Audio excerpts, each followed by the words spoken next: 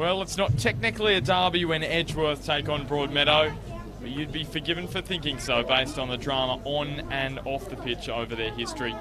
It's a rivalry which has constantly simmered towards boiling point and one which always seems to deliver both on and off the park. But it's been the Eagles who have been dominating this contest since the arrival of Damien Zane in 2015. Magic have won just once in their last 12 against the Eagles, and while Magic won the battle at Jack McLaughlin Oval last time, the war was won by Edgeworth as they went through in last season's semi-final. And with Edgeworth's cup run finishing short of the final 32 for the first time since 2014, and with injuries to key men Daniel McBreen and Will Bauer, maybe Magic have a slight opening to turn the tide this afternoon. 3 points is always critical, but it is even more so this afternoon. A top-of-the-table clash and a win for Magic, and they'll take the initiative in the race for the premiership, while a win for the Eagles and the title will be theirs to lose. And the opportunity this year for Edgeworth to win the premiership for a fourth straight year. Just incredible. Here's the team news for this afternoon for Ruben Zadkovic's Broadmeadow Magic side. He makes just a one change to the side who shared the points with Lambton Jaffers last Saturday in a 1-1 draw. Dino Fajkovic comes into the side and Cody Carroll returns to the bench. And for Edgeworth, 2 changes for Damien Zane, and they are big changes. Edgeworth last played 2 weeks ago in their 3-2 defeat to Hamilton Olympic in the FFA Cup. Aaron Apetesano and Jamie Burns come into the side, and the 2 men missing out through injury, Daniel McBreen and Will Bauer. The weather this afternoon at Edgeworth, it's quite a nice winter's day. Sun's out, a little bit of wind around at the moment. It's currently sitting at 17 degrees. 14 kilometres now, the wind from the south, so it will be behind the Eagles in the first half. Coaches for this afternoon, Ruben Zadkovic. He'll be eagerly anticipating the FFA Cup draw on Tuesday night. He's now made it through to the round of 32 in his 2 seasons in charge at Broadmeadow Magic. And for Damien Zane, his side missed the final 32 for the first time under his watch. And he'll be focusing back on the NPL and 4 straight premierships. Every year he's been at the helm, Edgeworth have won the premiership. Just an incredible record. Referee for this afternoon is James Clell, one of the most experienced referees in the NPL Northern New South Wales. Jamie Burns returning after missing the Eagles' loss to Hamilton Olympic in the FFA Cup.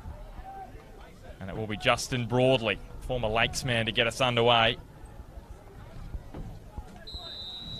And we are underway in round 14 of the NPL Northern New South Wales, a top-of-the-table clash between the Edgeworth Eagles and Broadmeadow Magic. And Chris Turner and Damien Smith are with me in commentary this afternoon. And how can the Eagles overcome the losses of those key men in the front third, Will Bauer and Daniel McBreen? Well, certainly 2 big losses for them. Good afternoon. Just before we go there, the conditions here are just about perfect, and as you said, Bart, there is a breeze favouring Edgeworth at the moment, coming from the southeast. But yeah, 2 big losses for Edgeworth, but you know the players coming back into the side are both quality in their own right. Smudge. Yeah, that's right. Aaron Petesano gives a bit of aggression as well, and he shows a bit of physicality, which will suit Edgeworth. Just quickly, boys, new scoreboard here looks brilliant. Edgeworth Eagles. Yes, superb new scoreboard here at Jack McLaughlin Oval. Very large, you might see that a little bit later this afternoon. We see Tyson Jackson trying to nick the ball back off Luke Vigili. Now Piddington trying to find James Vigili. Big news for James Vigili. Announced yesterday that he'll be joining the Jets as of next week for a trial over in China. They're taking on a couple of sides, Beijing Goan and Shanghai Shenhua. Yeah, great news for James Vigili. I spoke to him during the week, and he said, it is what it is, and he's just going to, no pressure on himself. He's just going to see what happens and just do his best. And if something comes from it, it does. If it doesn't, It's fantastic news for him because he's been wonderful for Broadmeadow Magic again this season. 11 goals for him.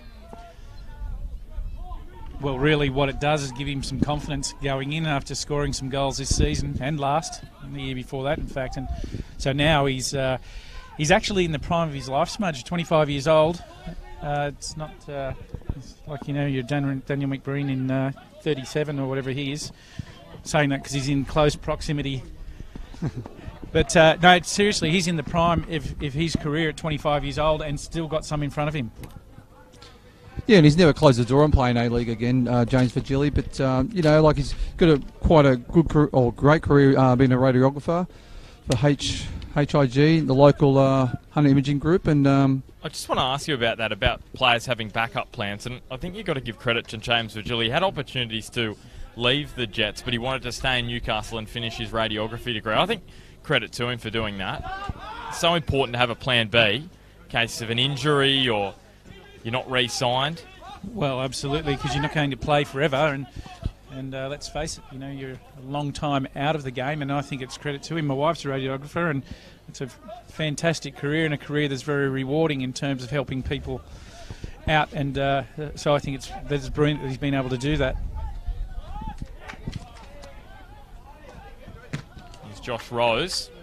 Took a little deflection off Broadley and fell for Dylan Holtz. Now Tyson Jackson, who scored in that match against Magic back in round 3, and the 3-2 win for Edgeworth. They won it in the final 5 minutes via an own goal from David Ifield from Broadmeadow Magic. Here's Dobson. Just on Edgeworth's shape here, boys. They're playing all... Holtz, he was given a little bit of a tug there. Is John Griffiths lucky to get away with that, Smudge? I think so. He had his hand all over Dylan Holtz, and that was a great opportunity for Edgeworth. Great ball in by Tyson Jackson. Just quickly looking at Edgeworth's shape, they've reverted back to a 3 at the back. That's what they do against Magic, just to overload the back line to cover the pace of Virgili and Bradbury. Ball chipped forward for Dino Fajkovic.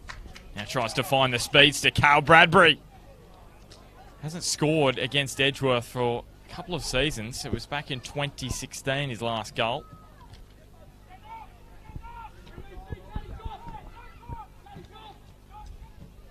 There's Jamie Burns.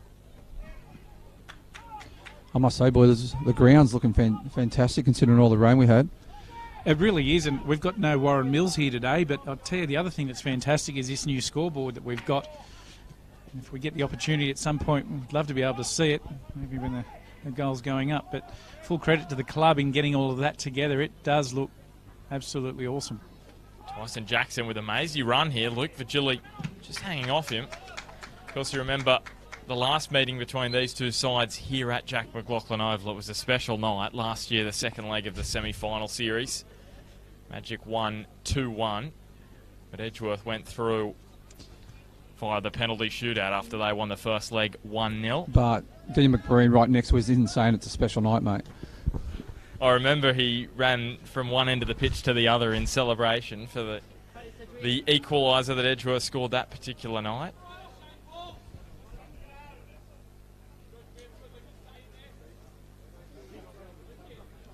Just scores around the ground. Maitland 1, Adamstown 0 after 9 minutes of play. That's a big match in the context of even the top two here, because if this match ends in a draw, Maitland are within a sniff of the premiership race after being seemingly out of it a few weeks ago. Here's James Virgili now. Heads it wide to Oxborough. Appeals for offside. They are heated by James Clell. Yeah, I still think there's a long way to go, Bart, with the premiership contenders. We saw Lambton yesterday, slipped up against Western. 0-0 draw up at Bear Park, and Western just grow another leg up there. They were very poor last week against Lake Macquarie, and then against the Jaffers yesterday. Unfortunate not to win it in the end. Nathan Morris had a penalty saved by Brad Swancott. Western beat Magic, and Adamstown beat Edgeworth just a few weeks ago, so any side can beat any side this year. We seem to have said that for the last couple of years, really, haven't we? But something I was going to bring up, this game here, Edgeworth versus Broadmeadow, has typically been something a bit fiery, or there's been controversy pretty much every year since you were coaching, Smudge. Here's Shane Paul. Yeah, true. There's a strong rivalry both on and off the park, Edgeworth versus Magic. I will come back to a story relating to Smudge's time on the bench, CT. That could be good fun. Here's Justin Broadley. He's played out straight to Jamie Burns. Nice touch. Leading scorer for the Eagles this year with 5 goals. Second and third, Daniel McBrain with 4 and Will Bauer with 3, both out this afternoon. So really big losses there as Josh Evans gets back. Played every match bar one. Josh Evans in the opening 11 matches of Edgeworth season. And James Clear looks as though he's going to go have a chat to Dylan Holtz. CT to James Clear, leave you any honey today, mate? No, still got quarter of a jar left. His homegrown honey. Very, very grateful for that, the Turners are. It's Luke Vigili looking for Dino Fajkovic. His goal-scoring drought is stretching on. It's been more than a year since Dino Fajkovic last scored in the NPL.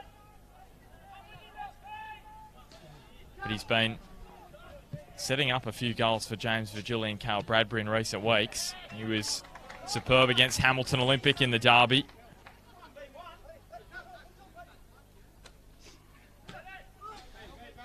Interesting, Magic's gone to a back 4 today. They've been flipping between a back 5, back 4, and they've gone to the back 4 today. They've got a full complement of players today. Every player's fit and healthy, unlike Edgeworth. Matt Houle. Their depth is really being tested this afternoon, Edgeworth. It's Dobson. Once Wheeler. Ooh. Now he's played an errant ball straight into the leg of Dino Fajkovic. Don Bazari cleaning up for the Eagles. Yes, CT, we're talking about spicy contests between these two. Apparently there was a bit of a scuffle one particular match here at Jack McLaughlin Oval when Smudge was on the touchline, and apparently he was already in the shed when the scuffle was taking place, or he saw the scuffle unfolding and then quickly ran into the shed and locked the door. Was that right? Absolutely, that's right, and I can back that up by saying as soon as he thought or smelt there might have been an altercation, he was out of there. And if you've seen him fight, you'd know why. He ran as quick as he could get out there, locked the door and put the padlock on. I think he got in his car, didn't he? Didn't even go to the changing room. Slipped out the back door with security. No worries. Yeah, I do remember that day. A very intense day. Magic prevailed in the end, but yeah, I was in the shed, so I missed the whole event. So I'm pretty sure Gary Wilson was coaching Edgeworth back then. He's on the bench this afternoon. He's the assistant coach for the Eagles. Here's Bazari, now Corley, and Dylan Holtz. Now Tyson Jackson. He takes on the strike. Blocked by Josh Piddington. Magic, the best defence in the competition. 12 goals conceded in 12 matches. And 6 clean sheets for Paul Bitts.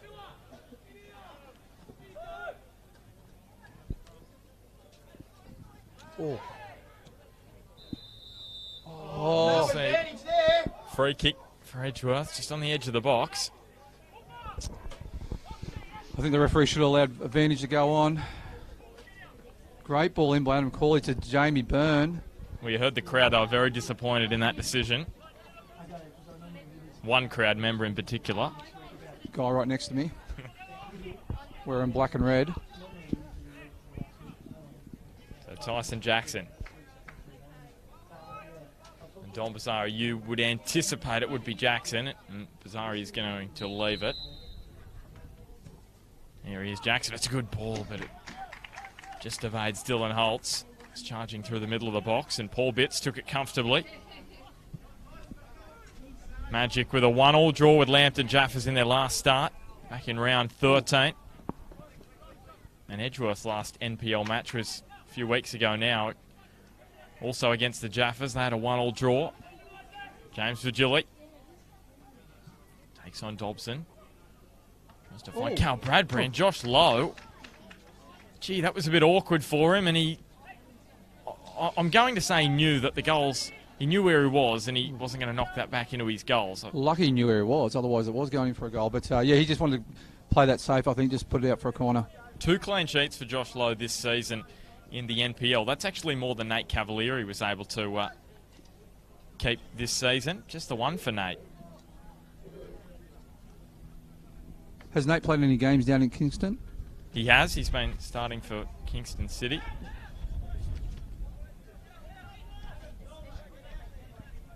Great move for him. And a great chance for Josh Lowe to step up here. Magic get their first opportunity. John Griffiths, well, he almost made something out of nothing there. Holding off defenders. Split his head open. Oh, this may not be good here for Dylan Holtz. Smudge just said. Looks like DNFH had a bit of a high foot just on Dylan Holt as he raised his foot.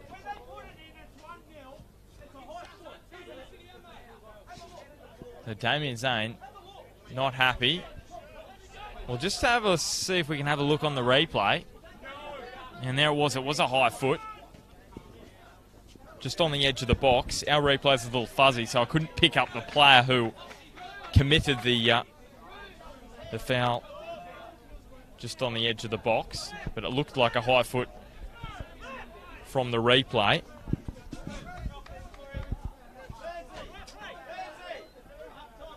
And he's got it slightly.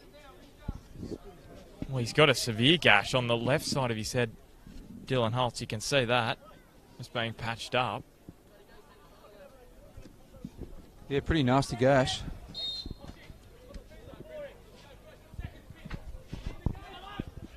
Josh Lowe gets some distance there. Piddington strong in the air.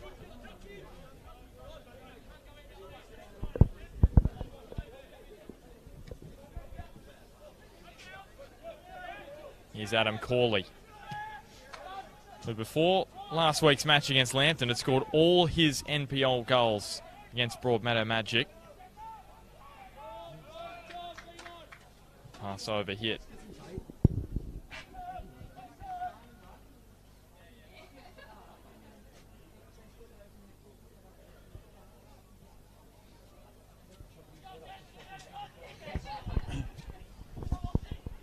Smudge, you've got a better view on that. Is he getting taped up and come back on, or is he... Not yet. They're just trying to stop the bleeding at the moment. That's the worst thing about a head gash. Very difficult to stop that bleeding. Here's Fadjovic finding James Virgili. In the end, he couldn't bring it under his control, and then Oxborough on the volley. The difficult part here for Edgeworth, they're actually down a player, so waiting for Dylan Holtz to get on. So this is where Magic could take advantage in these next few minutes. Here's Virgili. So Edgeworth down to 10 momentarily. Bazzari got a boot to it. It was an important intervention from Bazzari. He had Bradbury nipping at his heels. Yeah, Edgeworth have just gone with the one player up front and Jamie Burns, and that's about the change that they've made, just adjusted their midfield to suit. Till Holtz comes back on the park. Matt Hoole. They're just taping him up now, boys, so hopefully he'll be back in a few minutes, if that. Now Pat Wheeler brings it down and distributes back to Josh Evans. Certainly a handball there from Tyson Jackson. Unlucky, just bobbled up and struck him on the arm.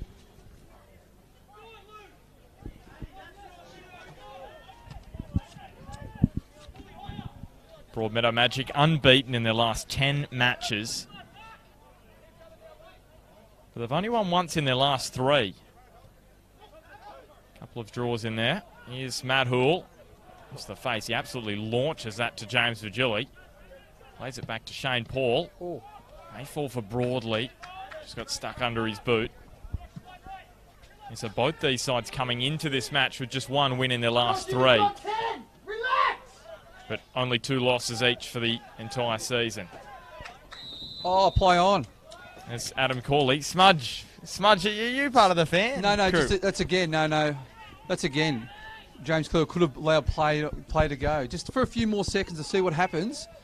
Sometimes I feel like the referees pull it up too quickly. We've brought this up a few times. Shouldn't be playing advantage in that. Even just play just a few seconds, see what happens. And if nothing's going to happen, bring it back. Just 2 or 3 seconds. Because that was 3v3 then. It would have been very interesting. Yeah, I agree. And this ball then gets played sideways and backwards, and Magic gets set up. So there's no advantage there for Edgeworth at all. And really well shut down Mitch Dobson there by Mitch Oxborough, who came off the, or I should say, came off the park after 53 minutes last week. Dylan Holtz returns to the fray. So it'll be very interesting if the trainers stop the bleeding here. As you know, with head clashes, they can bleed quite a lot, and very important to hopefully it doesn't bleed again. Only got a quick glance, but it looked nasty on that quick glance. Smudge, yeah, it was very nasty, yeah. You got a better look at it, but... it was quite a gash, actually. I think DNFH got him with the stud when he raised his leg. He didn't miss him at all. Here's Jackson to Burns.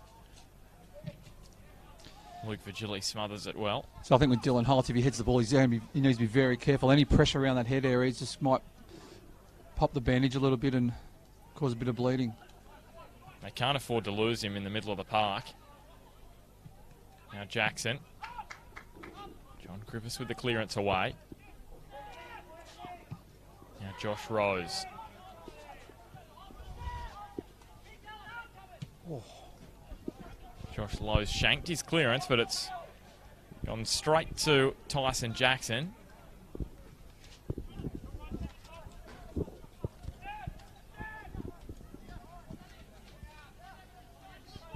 Here's Josh Evans. Oh, great ball. Adam Corley, neat back heel. Aaron Apetesano! And getting there to save the day for Broadmeadow Magic was Justin Broadley, sliding in. And get there he did, and that was a crucial tackle by Justin Broadley. He just got enough on there to diffuse that situation. And Pettisano, he was definitely goalward bound. To me, I thought they went out for a goal kick. I mean, corner, sorry. That's what I felt as well. Yeah. They've come off Pettisano last, deflected back off Broadley and onto Pettisano. Well played by Edgeworth. Nice forward run by Pettisano. He's only scored the one NPL goal. That was last year against Adamstown. I'm sure we remember that. Whoa, that was a rocket. What did you call it? It was a howitzer, I think. Isn't that his nickname now? I think howitzer? So. Is Dobson. Apparently that was his nickname before the strike, wasn't it, Smudge? Here's Shane Paul, nodding that one over the touchline.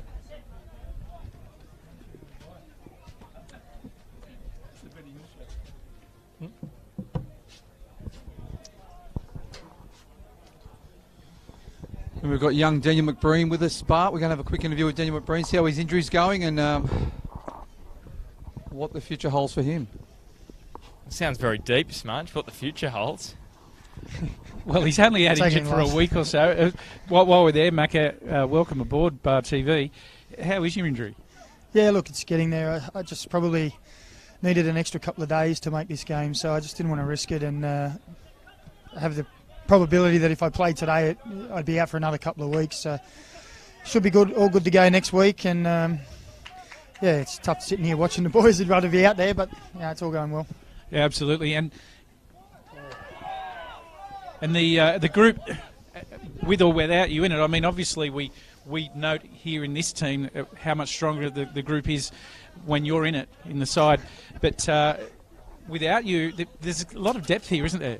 Yeah, definitely. That's one thing that Zane's good at is seeing some young talent and bringing them through as well. And, you see the likes of, Dobson at the back and Aaron Opedisano. There's capable guys who can come in and do a job for us, and that's a credit to Zane and his coaching staff.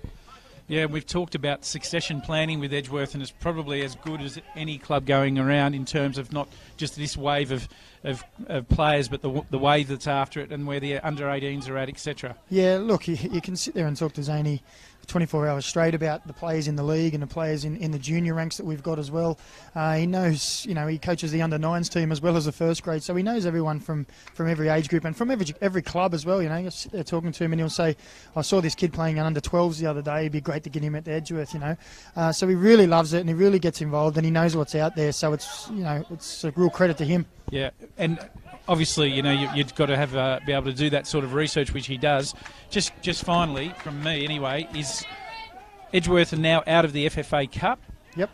Has the group had a new focus on this league? Because I know it was a priority. Yeah, look, Zaney always prides himself on making the round of 32, and obviously this year we didn't do it for the first time in 4 years. So it was literally immediately after the game, we said, now we sit down and we regroup and we reevaluate that, this was supposed to be a building year for us, and, because we had 6 first graders leave, starters, and to be sitting where we are, if we would have, someone said that to us at the start of the year before the season started, we would have snapped their hand off. But now, with the squad that Zaney's actually brought together, we're like, well, no, we deserve to be here, and we expect to now, be pushing for that minor premiership and grand final. Just quickly, Macca, Josh Rose, one of your good mates, he's settling really well within the club. Yeah, he's just such a nice guy that he can settle in anywhere. He's just a typical professional, comes in, does his job, he's very quiet, goes about his business. So I knew that was never going to be a problem with Joshy, and he's a great player as well, and to have all that experience come in and help some of these younger boys as well, it's great. And just finally, you're sitting here up in the balcony in the sponsors box, getting very frustrated at times with the ref's calls and a few other things. What's it like sitting on the sideline? Yeah, look, I don't mind it when I'm coaching actually, but when you're just sitting here as a coach, as a player that's injured, you just want to be out there. You just want to be able to help, and it's you just want to be out there, don't you? Yeah. You know what it's like. All right, mate. Thanks for your time, and Thanks, good luck with the injury. And I'll shake your hand. Cheers, mate.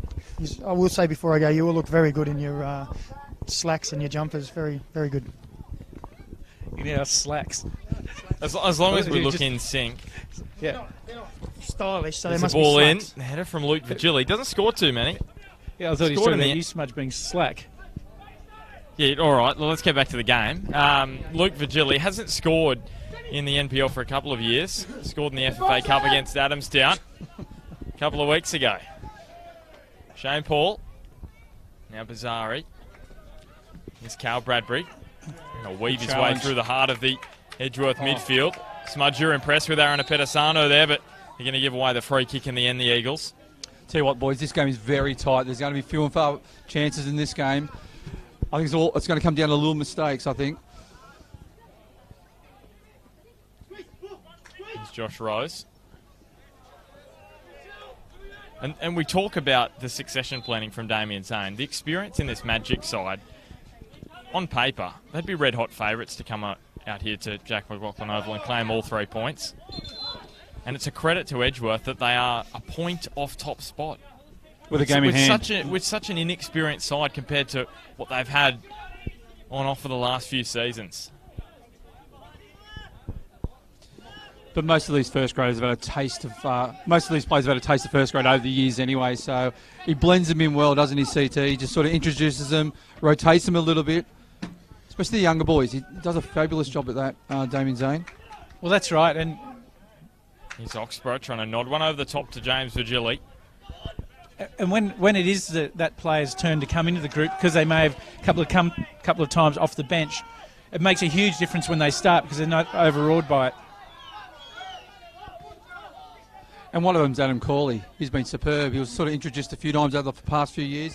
This year's virtually an out-and-out starter, and he scored a few goals. You know what? He always tends to score against Magic as well. Yeah, 3 goals against Broadmeadow Magic out of the 4 he scored in the NPL. And 3 in his last 4 matches against Broadmeadow. It's an impressive record. Mitch Oxborough just overhits that ball. He's a bit disappointed with it. Former Brisbane Raw midfielder. 17 matches for them in the A-League last season.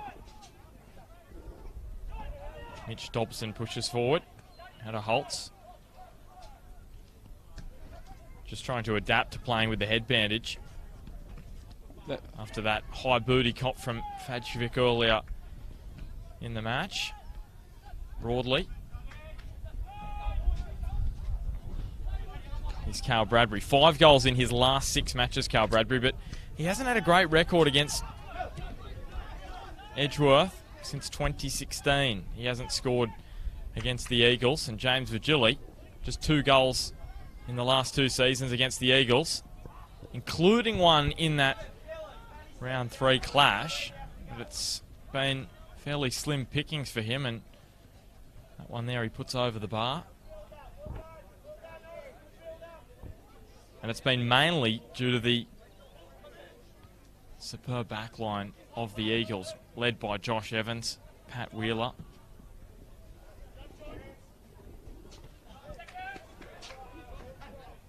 Here's Corley.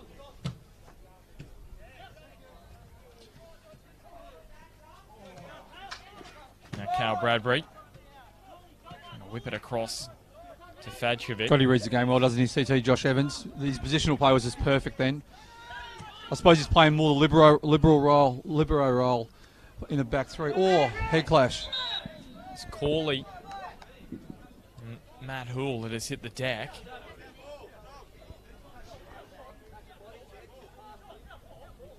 He may have been hit right on the nose, and on a cold afternoon, there would be nothing worse. It was accidental, but...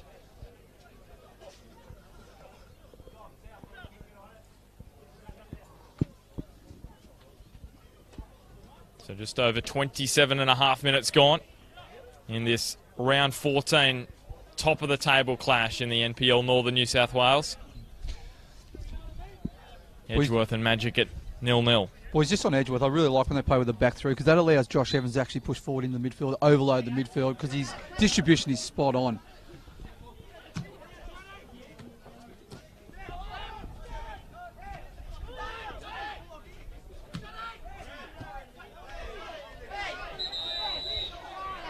Now Matt Hoole is going to go into the book for a yellow card. He was not let back on the field and he got involved in play. It's an interesting yellow card. You don't see that often. It looked for me, it looked like Matt Hoole was actually off the park and the ball went out and he just kicked it.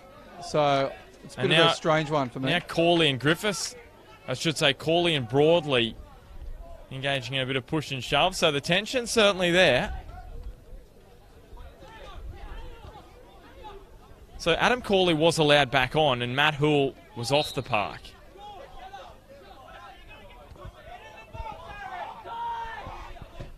So Bazari takes the free kick. Matt Hoole's going to be made to wait. So Magic down to 10 momentarily. He is allowed back on now as James Virgili breaks free. He's got pace as well, hasn't he, Pettisano? He's trying to release the shackles, James Virgili, but Aaron Pettisano, as you said, Smudge, keeping him at bay. It's just simmering away here, this one. Always does. Always starts off a little bit calm and passive, and then it starts to build. Yeah, this one's going to be a battle for sure. A few frustrations probably creep in. As Corley goes to ground. And the other thing is, boys, the grass is a little bit, obviously, probably hasn't been cut down to its bare minimum. So the ball's a little bit heavy, the roll on the ball, so... Fadcevic to Bradbury. Bazari keeping a close eye on him. Now Hoole. Fadcevic, neat touch to Cal Bradbury. And that one just skews off the side of his boot. That's just like CT when he drives off the first hole. Yeah, but that one went straight. Or straight-ish. CT's a... Here's Josh Lowe. Pennington gets up for the header. You've got no argument from me. That's just the way it happens. Here's Bazari.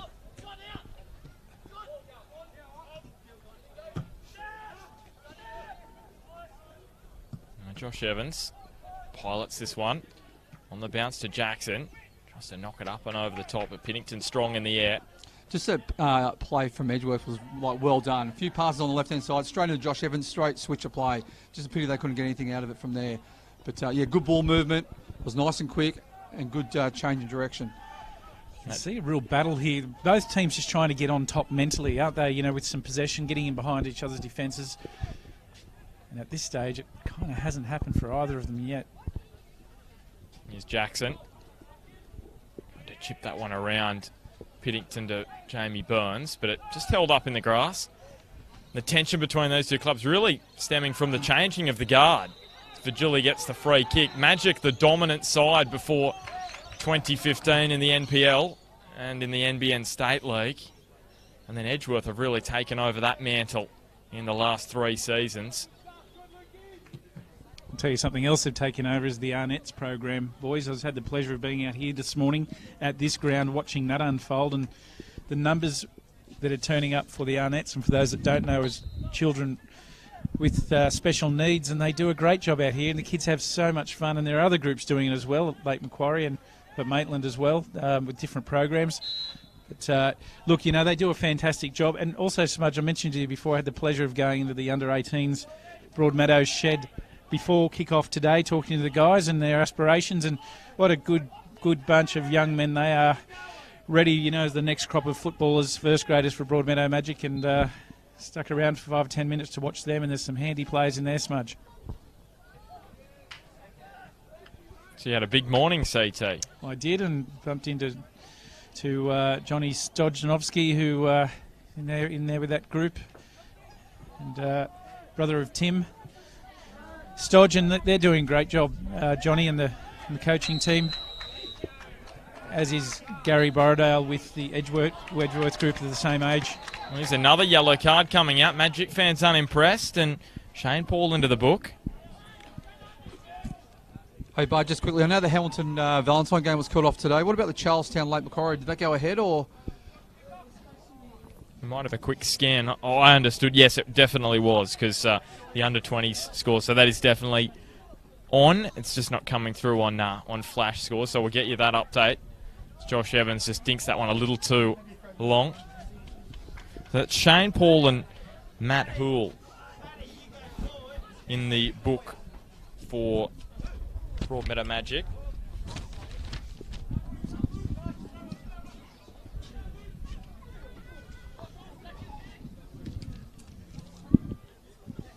I'll tell you what, boys, it looks beautiful in the sun, but I'll tell you what, up in this commentary box, it is freezing. We've got a few layers on.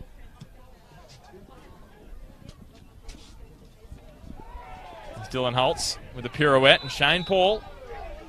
This time he wins the free kick. Tell you what, Holtz is not pulling out of anything through there.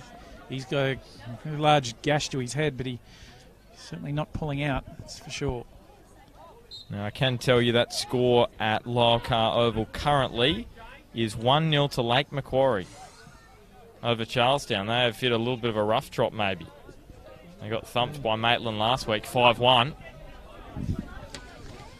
And Lakes are in form at the moment, got a little bit of momentum. They had a great result last week. They've done that a bit this year, Lakes. They've looked good in them. You know, they were ahead against Hamilton Olympic and lost that one, so they need to be able to hold on there. Here's Piddington. Wheeler. Well played. Really well played, because Tyson Jackson has acres of space over on that far side. Whips it in, and Piddington gets there first. He's been mighty at the back for Magic this year. Oxborough went to ground. He's fairly theatrical, and he doesn't win the foul. Jackson. In again to Corley. Dylan Holtz. Now John Griffiths, if you have just joined us, round 14 of the NPL Northern New South Wales, and it's a top of the table clash. Broadmeadow Magic in first at the moment. They're a point ahead of Edgeworth Eagles, who are in second. And no real opportunities of note so far inside 35 minutes. Matt Hoole. So he's James Virgili. He's been called up to the Newcastle Jets squad for their trip to China next week. Another opportunity for him to put himself in the limelight and give himself an opportunity maybe to play A-League again, add to his 57 matches. Here's Virgili in to the box, Rose with the header away. But it's just quality in the front third which is lacking from both sides at the moment. And you could probably say defensively, these two sides, Magic, of course, the best in the competition, Edgeworth up there as well. They're just stymieing each other at the moment.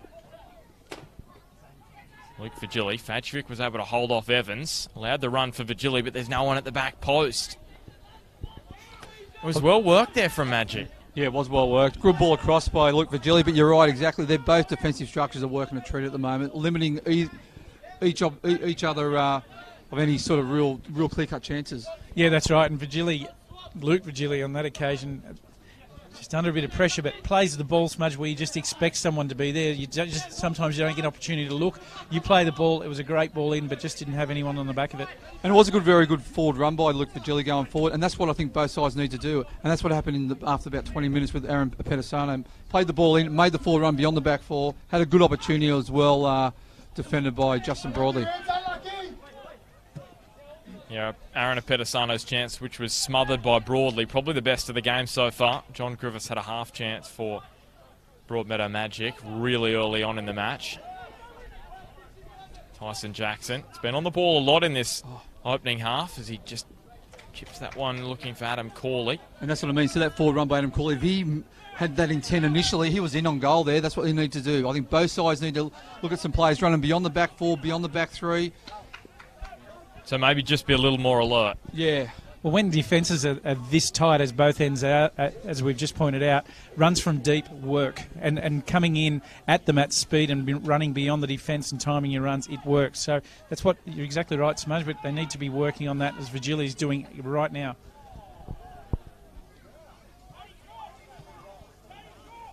It's a very cagey affair, isn't it?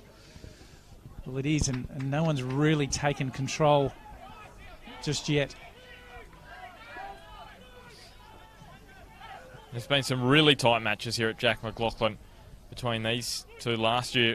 Magic winning that extra time match 2-1. 1-1 it was between the sides in round one. Edgeworth actually haven't beaten Magic here since round 13 back in 2016, and that match was decided in the 83rd minute. Brodie Taylor scored very late on, and then Kiko Moriyasu scored a late one to put the cherry on top. So always seems to be so tight out here.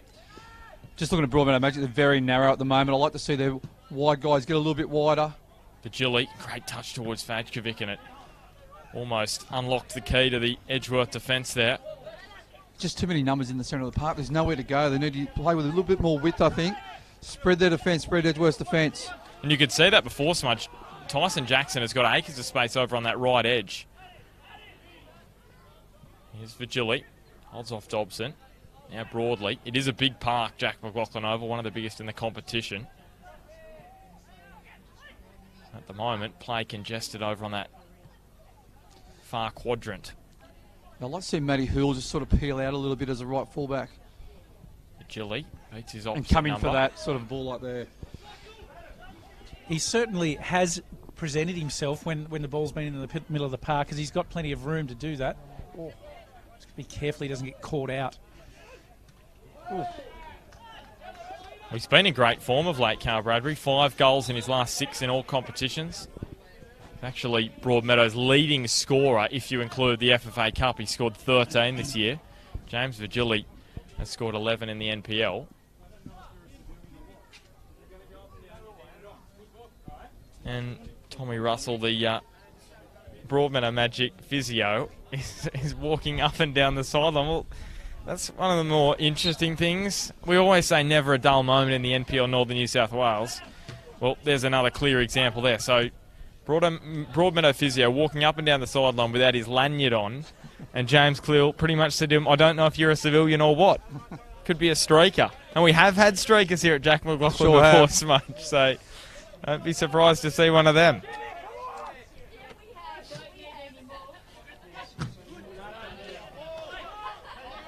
Here's Josh Rose. Shane Paul. Might be a cold afternoon, but the temperature is heating up before half-time. Less than 5 minutes to go. Carl Bradbury. Well defended by Dobson. He's a great player, great young player. He's great on one-on-one situations too. He positions his body. He just got back in time, John Griffiths, to cut out the pass from Dobson. Wheeler. Pedisano can hit them from here, but decides against it, and Adam Corley, well, not one of his best moments there. Hey, boys, just got Daniel McBreen with me again. Mate, are you playing on next year? Undecided. We'll see. There you go. You got the scoop right here. What a scoop that is. Here's Dino Fajkovic. Now Carl Bradbury. Smudge, you really squeezed a good interview in there. It was fantastic. Well, that's what I wanted you to ask. Remember I said what the future holds? That's what I introduced him when he first came in. Here's Aaron Pedisano. The long legs. Shane Paul keeping Spacing behind here. watchful eye. And Aaron Pedasano beats him cold there. Great opportunity for the Eagles and the cutback. It let it all down. It was great build-up from Pedasano until the last pass. Oh, he should have had a strike, hey. Here's Luke Virgili now, weaving his way. Trying to thread it through for his brother. It's end-to-end stuff at the moment. Josh Evans just trying to slow things down. Wheeler, acres of space in the midfield. Yeah, like McBreen just said there right next to me, so there's no midfield at the moment, which is exactly right. Pedasano now to Holtz. There is no one out on the right for Broadmeadow, and Tyson Jackson tracking across for Edgeworth. It is slow, though. Decides to turn the screws now. Wheeler. Yeah, Oxborough approaching. Bazari. Got a decent ball with that left peg, and Josh Piddington. He's cut out a lot of dangerous balls in Josh Piddington.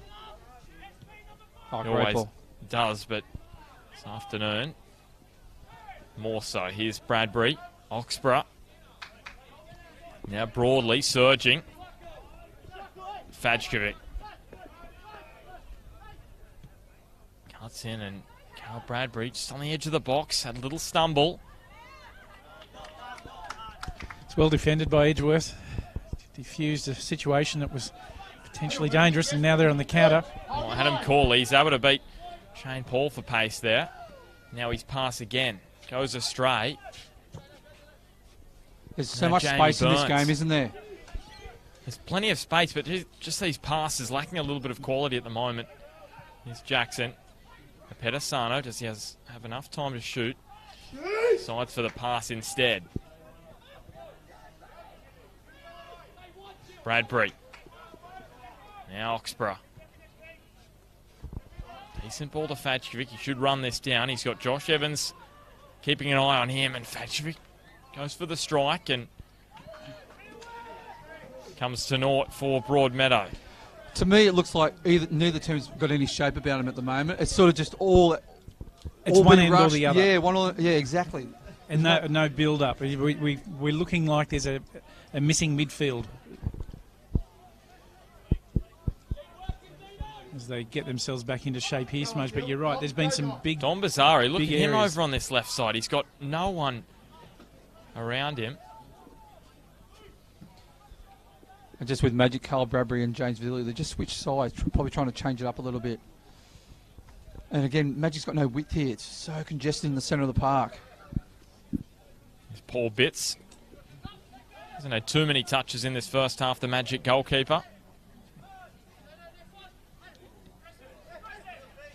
Now Corley. Dylan Holtz, he launches that one towards the Magic spectators. Very scrappy towards the back end of this first half. Boys, just on Aaron Pedasano, I'd like to see him take a strike on goal. He's been in a few areas in and around the box, and he can hit a ball. I'd like to like to see him have a strike on goal rather than try and play a 1-2 in a congested area. Well, we saw that wonder strike from him, I think it was last year, down the other end. Do you feel he's just lacking a bit of confidence at the moment, Pedasano? Well, coming back into the side, it may well be the case, but I mean, he's quite a quality footballer, this man from Port Macquarie, and he fits into this side particularly well, so he shouldn't be lacking any confidence, but I agree that he should be taking some shots because he's the one getting into areas where he's looking dangerous. And with both teams, it's so congested in the centre of the park, it's hard to play your tight 1-2s in and around the box. Here's a bit of width from Magic. This is what we've been asking for. So Carl Bradbury gets away from Dobson. Still Bradbury. It was a decent run, but he was stopped by Pat Wheeler, who was literally a brick wall in front of him. So we're into stoppage time in this first half. Top of the table, NPL Northern New South Wales clash. Broadmeadow Magic at the top of the ladder against Edgeworth. Oh. Pat Wheeler got stopped in his tracks by Shane Paul and then got back up and will win the free kick. And James Cleal hands out another card. So that's 3 cards for Broadmeadow Magic in this first half. Well, the Edgeworth crowd enjoyed that yellow card.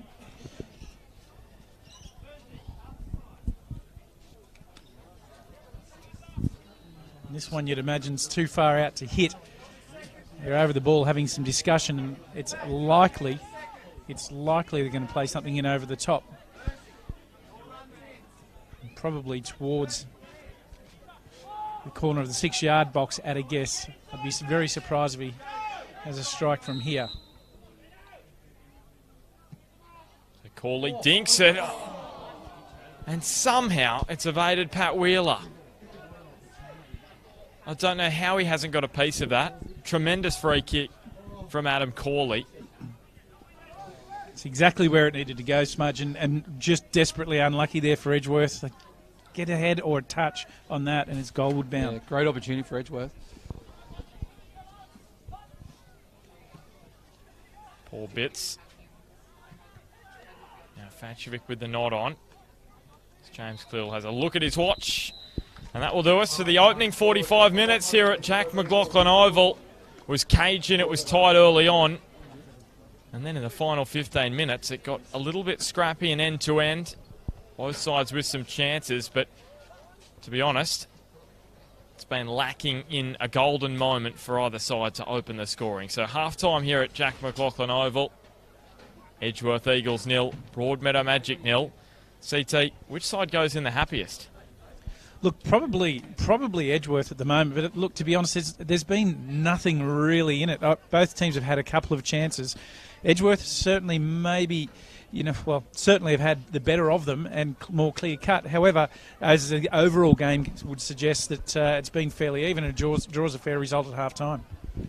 We'll just see here, Smudge. Anthony Richards is going to have a chat to James Cleal. Might be asking for some honey. Yeah, absolutely. Why not? He's good for it. Smudge, your thoughts on the first half, and then we'll have a quick break. I think it was a typical sort of a semi-final football sort of half. Very tight, not many chances. I'd like to see two things for Magic. I'd like to see him play with a bit more width, try and get in one-on-one situation with Jamie Gilly and Carl Bradby on the left and right-hand side. It happened a few times late in that first half. That's where they looked dangerous. And for Edgeworth, I think they're playing really well. I like the balance off their side, but I'd like to see Pedasano, I feel the boys have some shots on goal when there's opportunities there and make the forward run beyond the back four.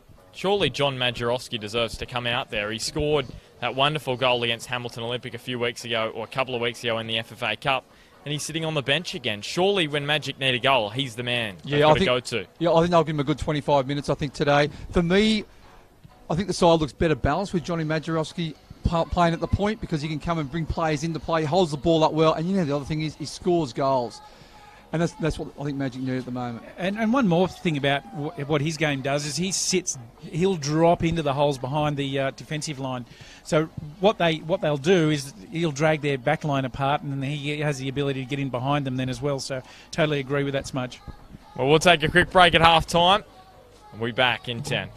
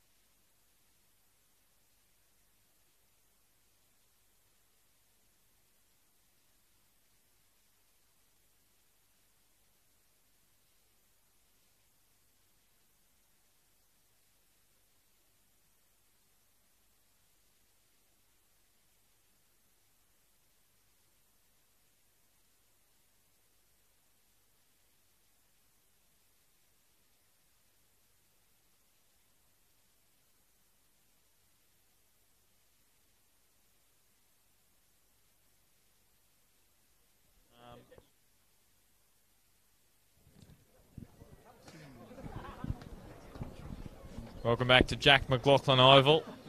Round 14 of the NPL Northern New South Wales. And it's Edgeworth and Broadmeadow Magic locked in a tense battle at the moment. Hasn't reached any great heights. It's been fairly scrappy, to be honest, in this first half. In the first half, it was neither side really creating any clear-cut opportunities. We'll be getting back underway. So Edgeworth from left to right of screen in their home kit with the red V. Magic in their away kit, the bright yellow. Really important 3 points on offer this afternoon. We'll be closer to knowing who the premiers could be in the next 45 minutes. Edgeworth get us back underway. And at the moment, boys, it's really hard to work out who's going to win this match. Yeah, that's exactly right, Bart, because we've had a first half that was really very, very even, and just was having a quick chat to Adam Skelly, Smudge, and the first thing he said to me was, the game's absolutely square, isn't it? And couldn't agree more. What these two sides have done well this year is score the first goal. Magic have done it 9 times in their 12 matches. Edgeworth have done it 7 out of their 11. And that just really gets you on the front foot, doesn't it, CT? So important. You see sides up the top of the table, 90% of the time you will see them scoring first. It's very difficult to come from behind. Well, these two teams in the first half particularly took a long time feeling each other out, getting better territory on each other, and at times it was just end-to-end, and Smudge will agree that, and it's so much so that we had big holes in the middle of the park, and when that happens, we've got two teams committed to attack and defence, and you just got to make sure you maintain your balance and stay on top. It means more possession, so that's really important that they maintain both of those teams. And you're right, with a goal, it does psychologically boost you and your team to think, okay, well, we've won that battle. We've won that possession battle, we've won that territory battle, whatever it may be, and it's great for your confidence. Mitch Dobson and Uxborough got across. They would have blocked the pass from Dobson. Boys, I think it was evident in the first half that both these sides are here. They do not want to lose. So defensively, their structure has been very tight, very sound, and there's been limited chances from either side. I think it'll open up, come towards... Holtz, Pedasano, and Cal Bradbury. Is there a slight opening here for Broadmeadow? Oxborough slides one up the line for Shane Paul. Back on the left boot, Bradbury trying to spin. It was awkward for Don Bazari. Edgeworth trying to set himself up for a volley. And structurally, how are these two sides lining up in this second half? Do they look a little more structured than they were at the back end of that second half? To me, it looks that way. It was a bit frazzled in the last 10 minutes or so, that first half. Yeah, sort of end-to-end stuff, wasn't it, in that last 10 minutes? There was no real midfield, was there? So both sides are just... A bit of turnover here at the moment for both sides, isn't there? They just need to settle down a little bit, get a few passes happening, stick to their structures and patterns of play. It falls fortuitously here for James Virgili. Gets on the outside of Rose. Just can't find the target. We mentioned he hasn't been as prolific against the Eagles since he's come to Broadmeadow Magic. 8 matches James Virgili's played against Edgeworth and just 2 goals. One of those in the grand final where he was basically gifted a goal by Jim Fogarty, and then that strike in round 3 this season in the 3-2 defeat at Magic Park. Here's Broadley.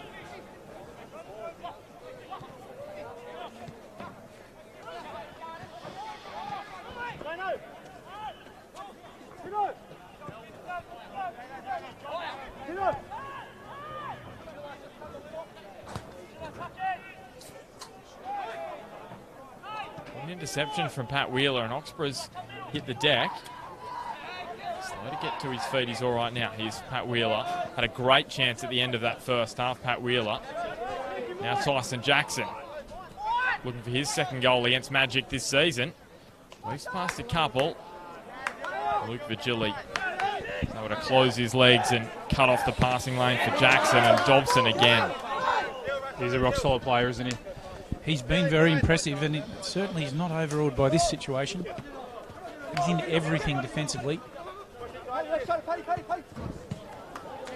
Just on Tyson Jackson just earlier, probably should have delivered the ball a little bit earlier. Those players in the boxes, in Pedisano and Jamie Byrne, just had that extra touch, and Magic's defenders were able to close him down.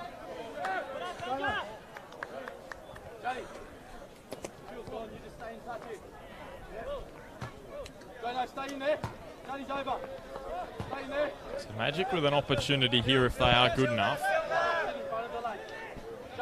That's the option here for Luke Vigili. He's got Fadjevic just on the edge of the box. He looks up and Dino Fadjevic nods it on, but James Vigili just ran away, ran infield a touch, and back on the ball now.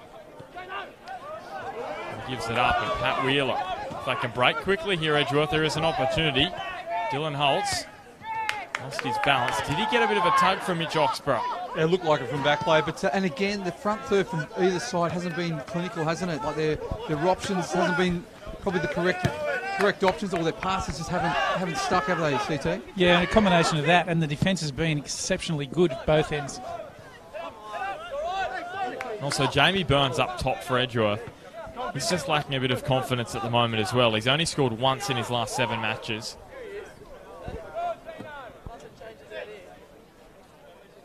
Started the season on fire. But also playing with a new strike partner in Pedisano, like the combination, they haven't probably played together up front, maybe ever. I'm not quite sure, but...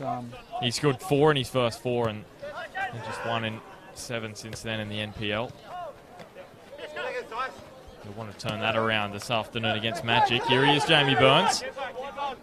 Jackson making the overlapping run. And Luke Vigili again. So defensively solid. Left back for Broadmeadow Magic. So much time. Looks up to Fadjevic for Pat Wheeler. Back to Stymie Oxborough. Nice calm play by Josh Rose. Shows his experience.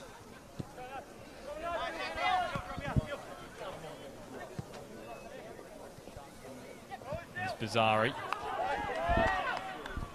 That was bizarre by Bazari.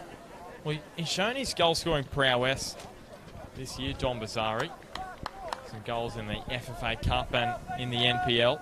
And again, he had an opportunity to have a strike on goal, but he elected to play. So, and that just seems, Smudge, you were talking about Aaron Pedisano, how you'd like him to shoot a little more often. I feel that's just a confidence thing there with Bazari as well. There's a strong challenge.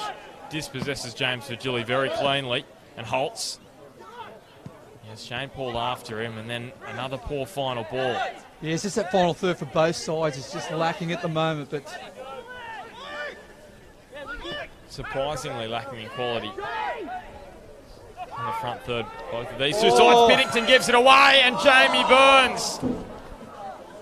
He was given a Christmas present. And he couldn't take the opportunity. And that was the moment for Edgeworth. He could have even taken a touch just to place it, ACT. He was probably surprised by Piddington's touch. Yeah, for sure. He probably shocked by it. That's a certainty. He wasn't expecting that at all. For a man that's been so good this afternoon, that was a shocking error. And now Piddington, see if he just doubts himself a touch here. Like we said at the start of the game, an error could cost the side here today. There's not going to be that many chances. There never is against these two sides when they play each other. And you've got to take chances like that in these kind of matches. Broadmeadow should have been punished for that. They should have been punished and they weren't. That's where your values of McBreen on the park, he would not have missed that smudge. Well, he might have. Just so that because he's nearby. Here's Oxborough. But look, when you are... And Oxborough gets a tug from Dobson. So maybe one door shuts on Edgeworth and another one opens for Magic here as Dobson tugs down Oxborough, goes into the book. And he can put in a ball from this left side. It's on his preferred left boot here. But back to that question, CT, Will Bauer would not have missed. There you go. Agree.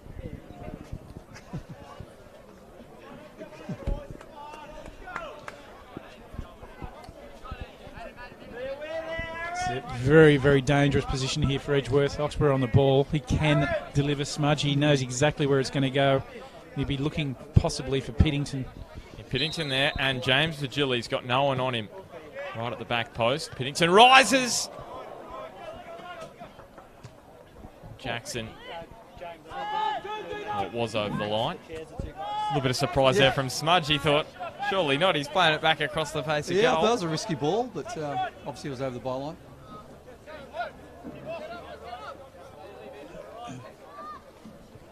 So 35 minutes to go. Round 14 of the NPL Northern New South Wales. Of course, this Bar TV coverage sponsored by Intent Recruitment. Great to have their sponsorship for the 2018 NPL season on Bar TV. Mitch Oxborough takes on the strike from distance and bounces nicely into the lap of Josh Lowe. I think, you know what? I think either side needs a change at the moment. I think just need to break it up because it's sort of a bit stagnant at the moment, this game CT. I wouldn't be surprised if Madge bring on it like a Cody Carroll or a Johnny Madge. Yeah, Cody Carroll actually started last week for Broadmeadow with Fadshevik coming off the bench. That was the only change for this match. Ooh. See if he comes onto the park as Holtz skips over the challenge of Vigili, and then Holtz poleaxes Matt Hoole. And he's on a yellow too, Holt, so he better be careful. The injection of Majerovski right now would be very handy for Broadmeadow. I think he's the man that can certainly, they're looking for a change. Smudge, he can make that happen. Well, there are two strong characters going at it, Holtz and Paul. And will hold up in the long grass. Jackson cuts it back, and again the delivery is poor. I thought the delivery was all right, but he had two runners run at the same spot. You need someone to drift at the back.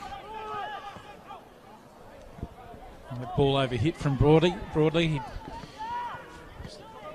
Broadmeadow get the ball back and looking to keep some possession. I think this is key, just to get some more time on the ball. Oxford picks out Bradbury, who's in a one-on-one duel with Dobson. He's so good in these moments, Mitch Dobson, on this occasion. Couldn't dispossess Bradbury, and the danger still not gone for the Eagles. Now it is. Momentarily, at least. Broadly, Matt Hoole. And now the clearance from Evans is scuffed. It's a bit of a comedy show. Where's your Benny Hill music, CT? The timing wasn't good, mate. There we go. That's what it was there for that moment. James Vigili. Well, this might not be a comedy. Carl Bradbury at the back post. By the way, that's Smudge's new ringtone. Every time he rings me up, I get a bit of Benny Hill. So we've got some action down here at the bench, Bart. And John Majerovski is getting ready for Magic. We called for him at the break. Yep. And he's going to make his bow. He didn't get off the bench last week against Lambton. A real surprise. Oxborough in again. And Evans will be happy to nod it over for another corner. Great delivery again. So who's it going to be? You would think Dino Fadshevik, a like-for-like substitution. Hasn't had the impact he would have liked. Dino Fadshevik. Now Josh Rose. Got some time there at the back post. He'll take them on himself. Now over 200 gamer in the A-League. Back stick, Dino. And that may be the moment. It is, and it will be Dino Fadshevik leaving the park.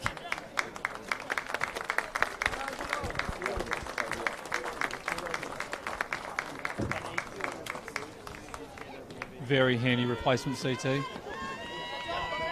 He's gone straight down the sheds, Dino Fadshevik. Maybe for an early shower. It is a cool afternoon. Yeah, this is a welcome change for Broadmeadow. Fadshevik has done a great job, no doubt. Majerovski, though, it comes in, he loves the big moments, and this is certainly one of them in terms of the premiership race. But he brings you something different, doesn't he? He's got the long sleeve on as well. The skin's underneath. Here he is, John Madrowski. Immediately something happens and he just strikes wide.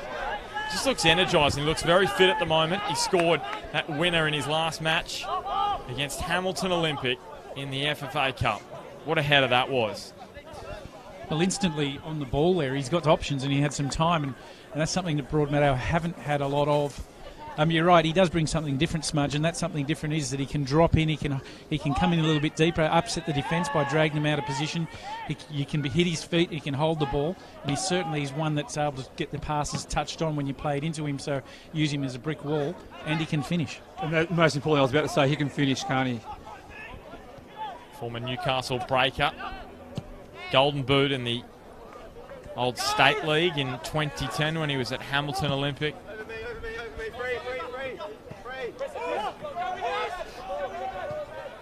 Won a grand final with Lambton Jaffers in 2014. Gilly coming across.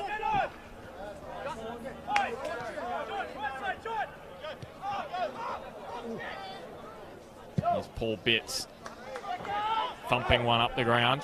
Good effort by Tyson Jackson there. Pressure on the ball. So 5 goals Well played. when these two sides met in round 3. None so far. And very cagey, that one.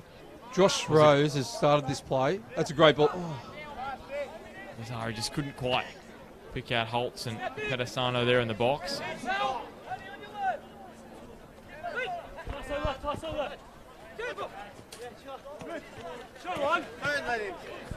Inside the final half an hour at Jack McLaughlin Oval. First against second. Round 14 of the NPL Northern New South Wales. Boys just around the ground. Adamstown 2, Maitland 2. Great comeback from Adamstown. That one at Adamstown Oval this afternoon. Of course, you remember that clash. That was the Good Friday match that Maitland won 9-1. Good Adamstown turned it all around there. It's Dobson. It's a poor pass from him. A rare poor moment. And could it cost them? It won't. Carl Bradbury straying offside. And Edgeworth are going to make their change in the front third. It will be Bailey Garland. He's going to replace Pedasano.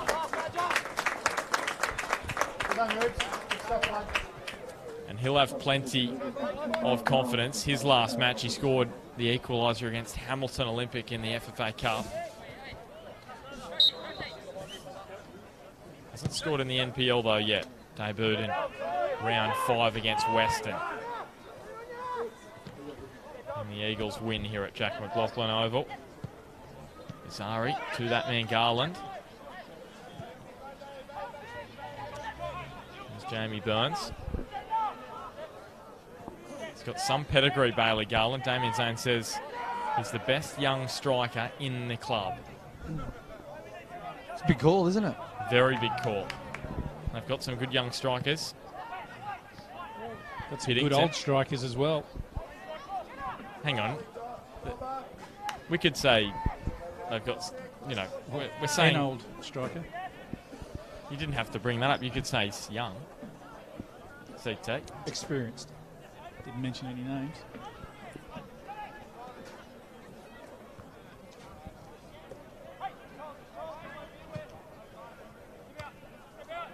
Here's Bizzari.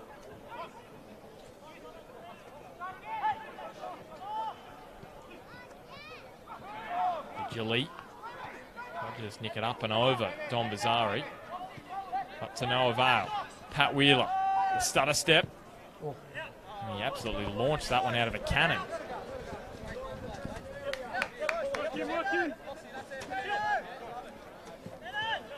And it's about this time. Oxborough. Gilly just lets it sit.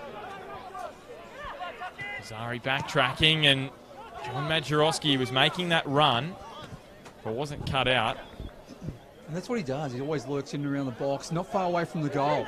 He's deadly from that range. That's exactly right, and I'm pretty sure that was a shot from Virgili, but he was on track to tap in if it was through. So Oxborough, can he pick out the head of Madrowski? One straight to Josh Lowe. But that's going to be the danger for Edgeworth. Oxborough whipping it in onto the head of John Majorowski. Jamie Burns again. Couldn't bring it under his control. And John Griffiths afforded the chance to push forward. Bradbury got a little bump and slipped over as well. Yeah, sharp turn by Bradbury. Is this a little too far? Is this a little too far for Mitch Oxborough? Look, I think this one is a little too far. I mean, he's got a wonderful strike, there's no doubt. It is a cool afternoon. Breeze slightly behind him. Slightly behind. So there's opportunity for him, but my guess would be corner of the 6-yard box. It is on the wrong side as well, isn't it, for him? He takes it on. Josh Lowe plucks that one out of the air. This is his 5th match in the NPL after replacing Nate Cavalieri, who's headed down to Kingston City to play in the Victorian NPL.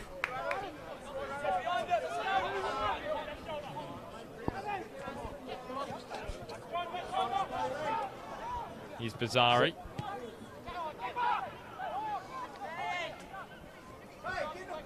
And again, the final third, the options haven't been spot on today for either side. They haven't been clinical, have they, in the front third, either side? No, and as we mentioned before, the defences have been very good.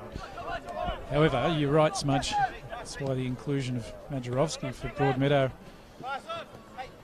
is a good one. Bringing in some fresh legs. It's well played by Edgeworth. Here's Dylan Holtz taking on the strike and pushes it wide of Paul Bitts' goal. Just then, I think Dylan Holtz could have actually went further in. It looked like the back four sort of opened up a little bit. Yeah, exactly right.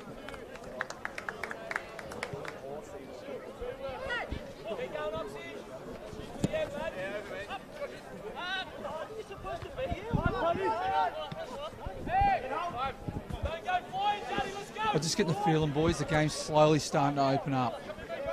Well, just open up there for Edgeworth. Had plenty of space in the midfield. Corley back to Wheeler. Now Tyson Jackson. Straight into the most congested area on the pitch and straight at Paul Bitts, who actually played with Ruben Zadkovic at the Wollongong Wolves. That's how they know each other. Paul Bitts and Ruben Zadkovic. He's having a fine year, Paul Bitts, hasn't he? 6 clean sheets. Saves, yeah. 6 clean sheets, which is double as many as his next closest rival. Josh Lowe, bit of a slice on that. Bailey Garland, strong in the air. I think 6 clean sheets will probably get you goalkeeper of the year, I think. The way the scoring's been this year. And considering his next closest is on 3, and Edgeworth have kept 3 clean sheets, but 2 of those with Josh Lowe and 1 with Cavalieri, so they're splitting theirs. Pat Wheeler. Now Tyson Jackson. Infield to Dylan Holtz. He's been good, Dylan Holtz, hasn't he? He has. He's been very good. And Jamie Burns hasn't been at his best this afternoon. He's been out a few weeks, so sometimes your balance sort of goes off a little bit, doesn't it, CT? Your confidence a little bit. Yeah, and just, I know it's fine, but if you're talking about the 5%ers in the game, just that at this level gets noticed. And I mean, he's a quality footballer, and he can certainly come up with the goods. Don't call this another good game, boys.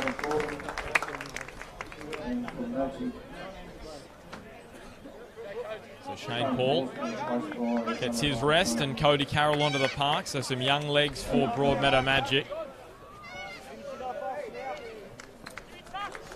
First season at Magic for Cody Carroll. It was the 2016 Jets NYL Player of the Year. Had some great years with the Jets youth.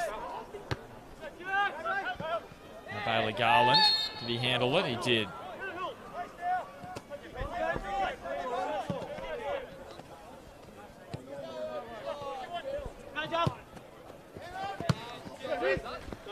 And some more drama at Maitland. 2-2, and Maitland have received a red card. So down to 10 men at Adamstown Oval. It's all happening there this afternoon. Wheeler. Now he gives away the free kick. Boys, I think the introduction of Cody Carroll will give a bit of enthusiasm for Magic, bit of mobility, and he's a very good player, very effective, very efficient with the ball as well. It's been almost a month since Edgeworth last won a match. Is that showing, Smudge? Well, they haven't played for a few weeks, have they? So, when Magic's been ticking over, especially with the FFA Cup, they've had a few games. So, well, Magic's had 2 games where Edgeworth had 0. So, you know, see how fitness plays out in that final 15. Yeah, or, they've had a break. You have a look at it that way and, just rest themselves up. So, look, I don't think a couple of weeks off is going to be any issue at all. And it's still 1-0 Lakes versus Charlestown. So Tyson Jackson, well, that final 15 minutes is going to be really fascinating because Broadmeadow Magic are the most prolific side inside the final 15. They've scored 9 times, conceded twice. For Edgeworth, they've scored 6 times and conceded 4 times. So they are susceptible to a late goal this year, the Eagles. Piddington clatters into Wheeler. Play allowed to go on.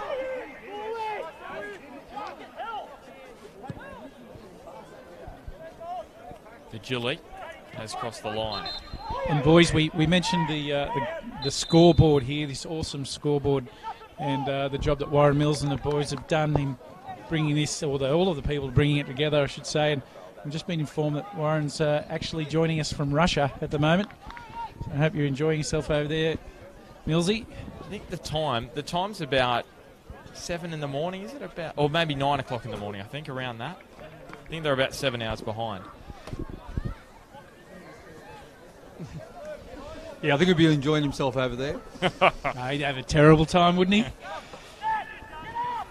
What's the temperature there? A little bit warmer than what it is here at Josh Evans. CT, quick! Let's go! Luke Vigili. So inside the final 20 minutes now.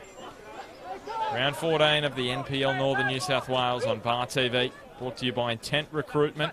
It's been a scrappy match. And chances, well, to be honest, there's been less than 3 really good chances that we could count in this one.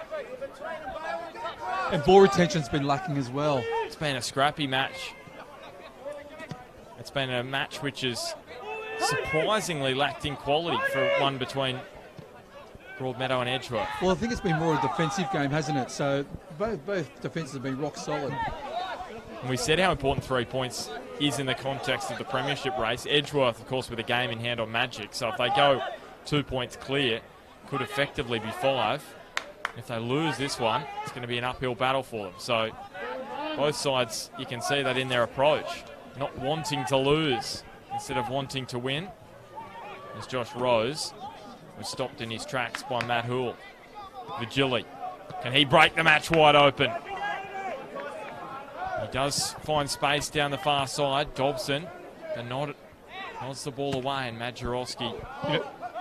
Boys, nice header by Dobson. He had a lot of pressure on him then. The ball was going backwards as well, so he had to guide that behind him. That was a very crucial header. Just a good couple of moments here for Magic as Vigili puts it in just above Majorowski. Kale Bradbury. The frustration continues. And just looking around, Jack McLaughlin over, a great crowd in this afternoon for this one. Really good crowd. Always is when it's Magic versus Edgeworth. They've built up quite a rivalry over the years. Two premier clubs of the competition. 2 of, yes.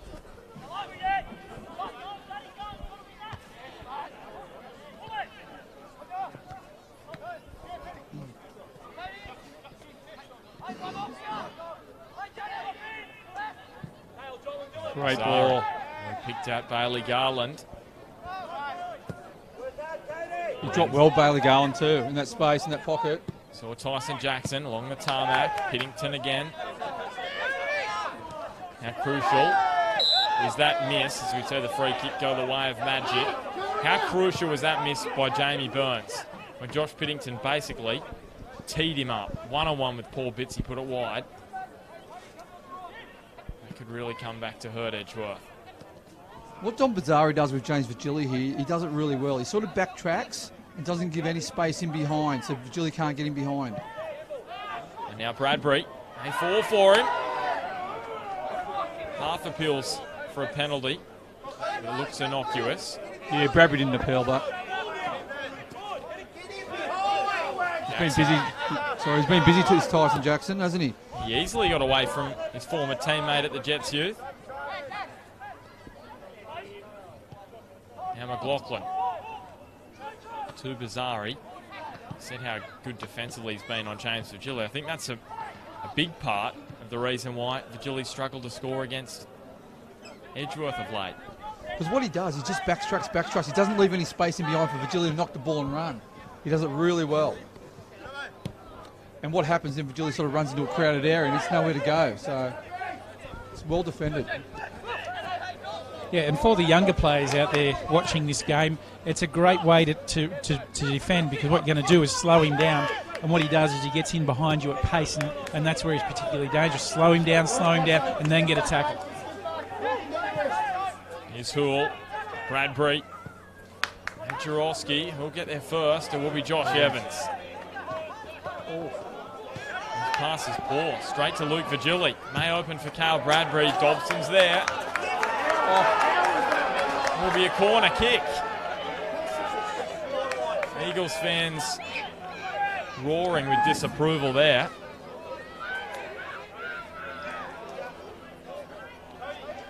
For me, that looked like a goal kick.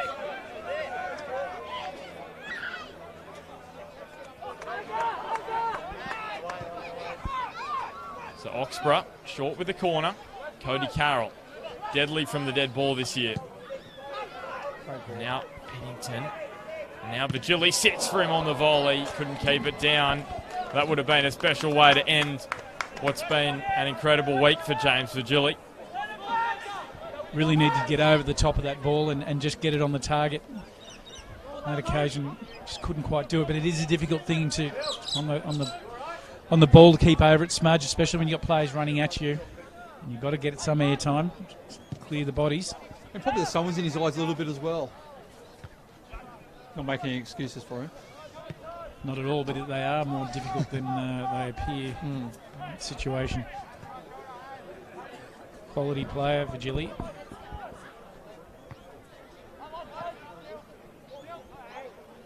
Wheeler. Jamie Burns, he went a little early there. Had he timed his run a bit better, he may have been able to get free down the left edge. Hey boys, just around the grounds, Lake Macquarie 3, Charlestown 0.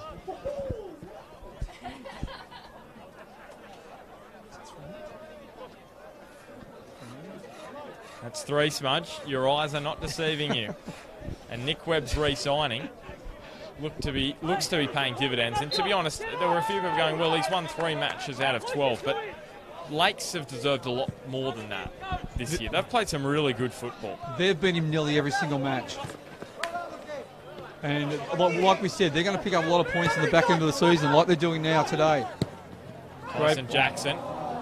Oh, little stumble, John Griffiths. That could be a groin.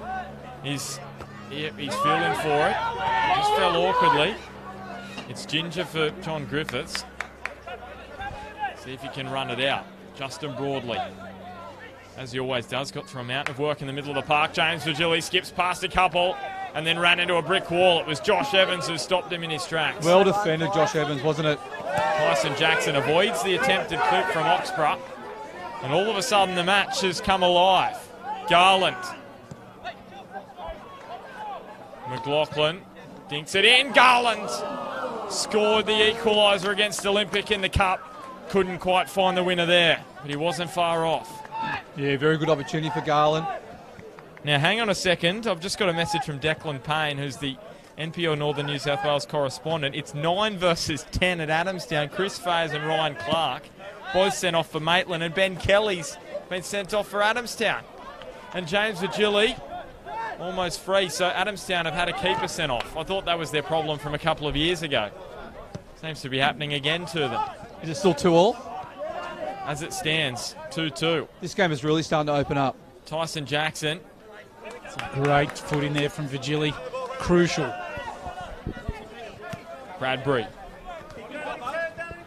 Oxborough.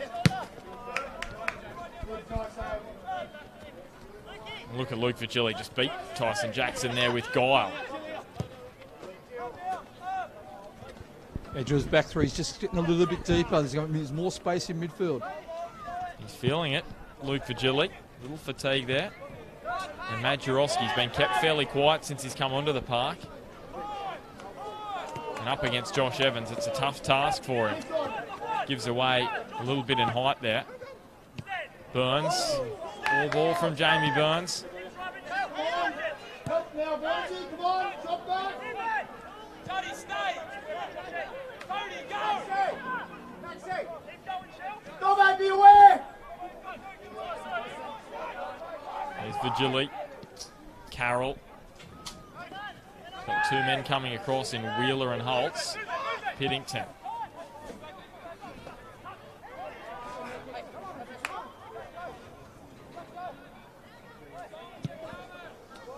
So these two sides have only been kept scoreless once each this year. Magic kept scoreless by Maitland. 0-all back in round 11, and Edgeworth were beaten 1-0 here by Adamstown in round 9. So normally not kept this quiet in attack, but two strong defences doing well this afternoon. Final 10 minutes now. Hey boys, just looking around the ground, both sides are looking a little bit tired because the ground has been heavy, obviously considering all the rain we've had, and there's still another, 9 or so minutes of normal play to go. I think there's going to be a goal in this because both sides are getting tight, starting to open up a little bit. Is there a winner? A little bit sloppy. I think there could be a winner in this game. So Oxborough, this is with the Southerly behind him. He curls it in. Was aiding that corner.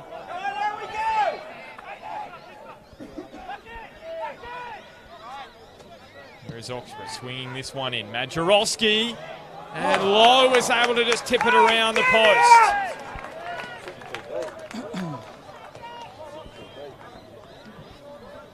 Edgeworth looked to be making another change. Sam Maxwell get it up to go.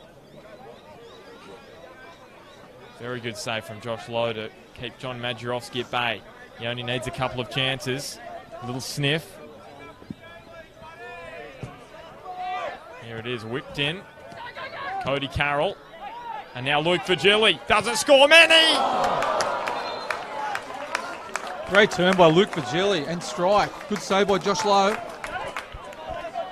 Well, yeah, but Broadmeadow are absolutely peppering the goalmouth at the moment, and they can sniff something. They've just got to keep themselves energised. Smudge, you're right. Players are getting tired. Tides are getting players, are they? Yeah. CT, I thought you were going to say the tyres are worn. Both sets of players very fatigued. Here's Oxborough. Aaron McLaughlin, ever so reliable. Now Matt Houle. Piddington falls for James Vigili. He got it free on the right leg. And it's high and wide. And Jamie Burns' day is done. He's had a very difficult afternoon.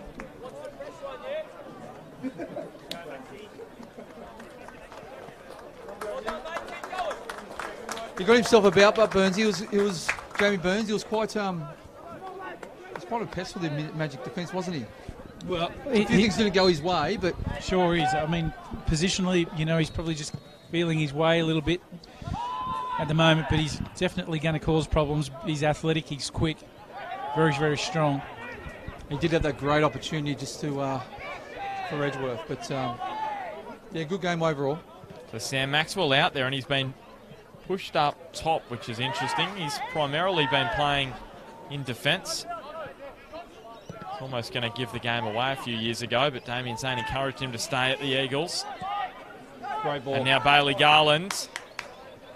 He's out-muscled by Justin Broadley.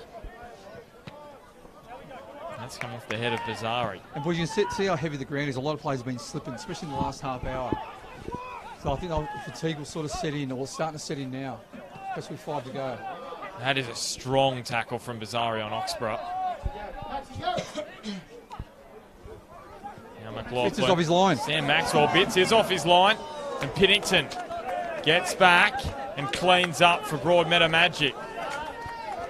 So all of a sudden, the momentum turns the way of the home side. Damien Zane's team on the attack now. With just over 5 minutes to go in regulation time. They've still got 4 men, or 5 men outside the box Edgeworth, so not flooding the area. That one overhit by Jackson. Bradbury. Dobson just got his boot up and around.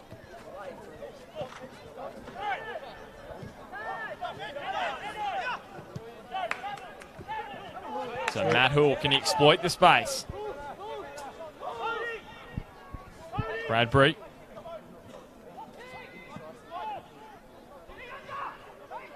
James Virgili. Can he get free and put the ball on a dime for Majorowski? There is John Majorowski back to goal. Oxborough can hit them. Now Luke Virgili.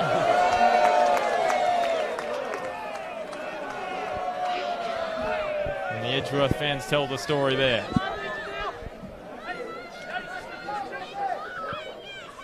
Former Eagle himself, Luke Virgili, played here about 10 years ago. He's old man was coach. I think with Bobby Newmoff as well. Former coaches at Broadmeadow Magic. From a couple of seasons back. Well, just on Justin Brawley, he's been solid again today, hasn't he? We haven't called his name that often, but the amount of work he's done in that centre of the park. Defensively, offensively. He's one of those players that just does a huge amount of work, but largely goes unnoticed because he's just winning the ball. He plays it off, he wins it and plays it off, and that's typical of his game. Paul Bitts has tried to pick out his coach there. That goal kick.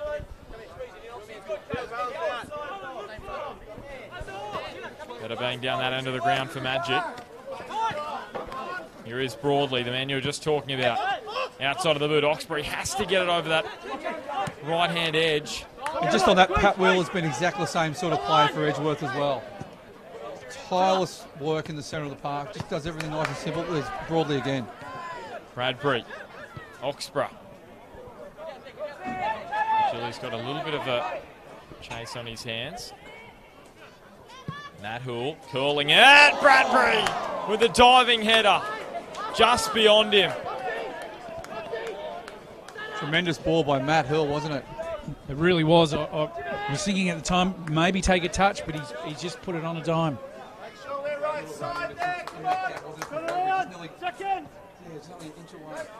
Terrific defence from Edgeworth there, just to put that sort of pressure on with no foul. Very dangerous position.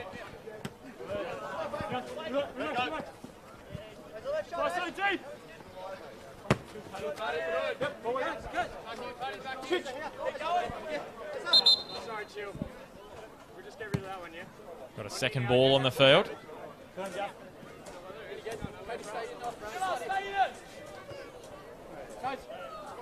Josh Evans backtracks. So with Maitland also unable to claim 3 points this afternoon as it stands, we'd say this draw here probably won't have, the result won't have much of a bearing, and the tightness of the race will go on. Edgeworth probably with the advantage with the draw.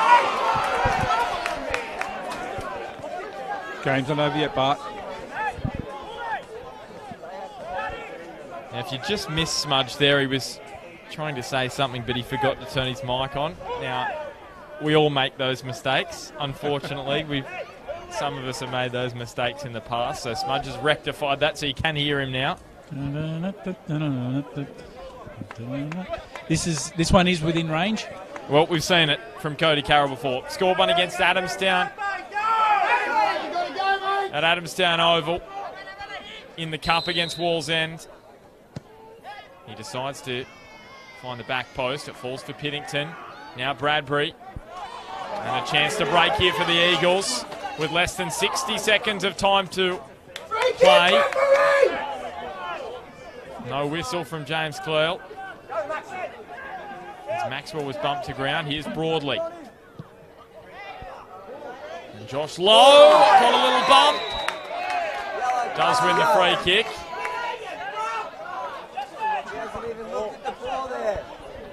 Got absolutely cleaned up by Piddington, who was flying through the air. And he's in a bit of strife here, Josh Piddington. He just had 100% commitment there, Piddington. Eye for goals and nothing else.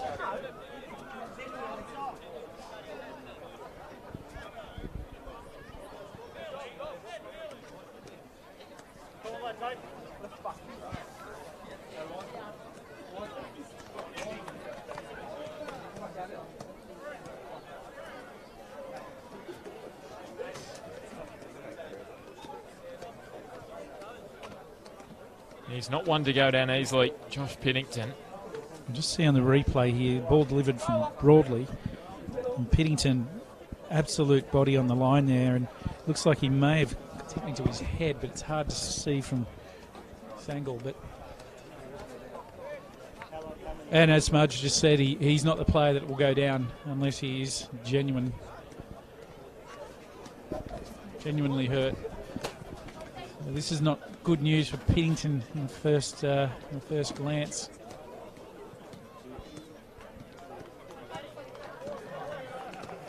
Good to see him on his feet.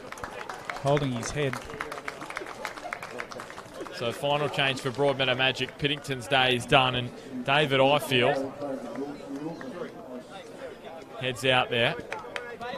Now he had a moment to forget against Edgeworth in round 3, scored the winner for the Eagles into his own net. So he's playing at left back, and Luke Vigili in the middle of the park with John Griffiths. Luke Vigili just shifting into the centre of defence. So boys, there's 3 minutes of added time. It says we could get a little bit more with that injury to Piddington. Maxwell gets the boot up. Bazari. It's a real shank, and now Garland. Is there a late heartbreaker for either of these two sides? McLaughlin.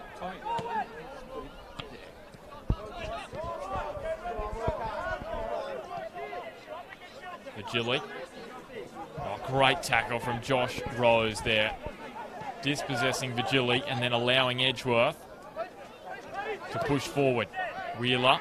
Maxwell brings it under his control. Was there a handball from Luke Vigili? Edgeworth fans certainly thought so. Is there going to be late drama, CT?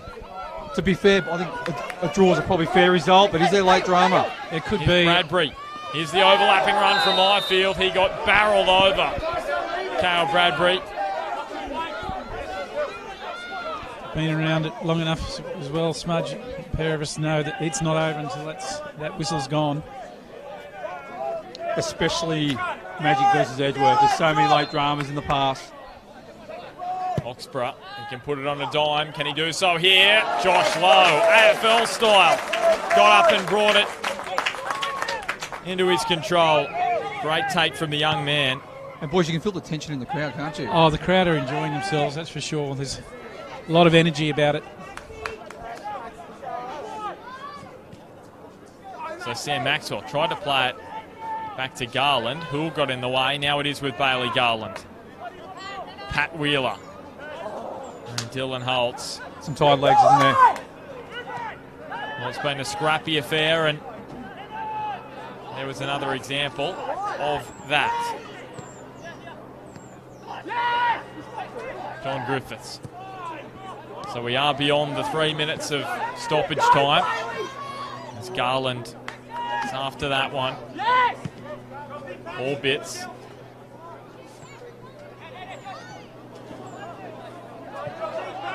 Now Oxborough. Can he find Majorowski? Couldn't quite do so.